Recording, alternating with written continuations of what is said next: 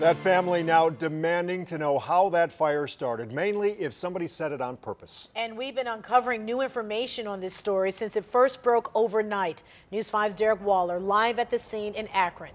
Derick, that family has good reason right now to ask about arson. And that's because there was a house fire, a deadly house fire on this same street a year ago. That fire was ruled arson and it was never solved. And now there's new questions about this fire. I'd like to know if it was arson. I got a lot of wants to know. Lingering questions 20-year-old Tyennis Huggins is now asking, hours after last seeing his father alive.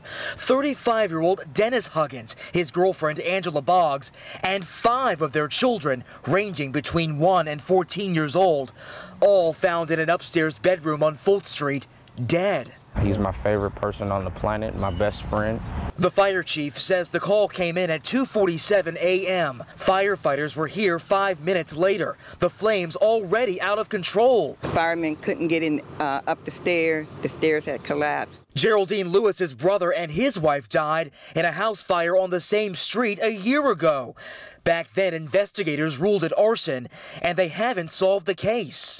It's heartbreaking. Investigators say it's too early to tell if today's fire was intentionally set as well. It's hard. It's going to be hard. That was my baby brother. I practically raised him. Dennis Huggins' older brother Tony says he saw the fire on the news this morning, not realizing it was his brother's house until his wife called him at work hysterical. You're looking at it on TV, it's always different. He's an ordained chaplain at Summa Health Akron, often tasked with consoling victims of tragedy, now consoling his own family. So to be on the other end of the spectrum is it's eye-opening. It's definitely a revelation.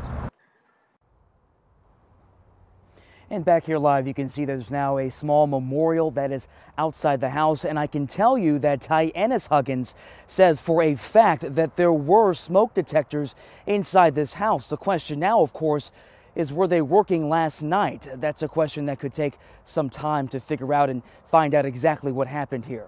Live in Akron, Derick Waller, News 5.